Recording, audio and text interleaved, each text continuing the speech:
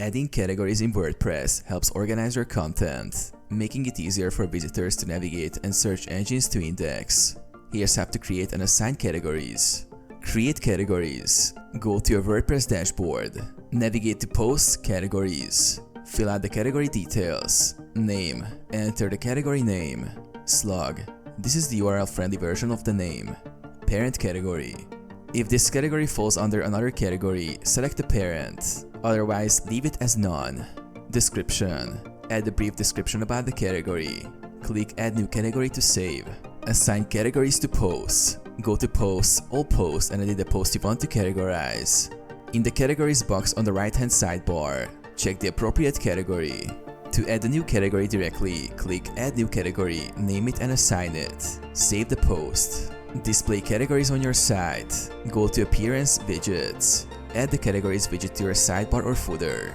Configure settings like displaying as a drop-down or showing post counts.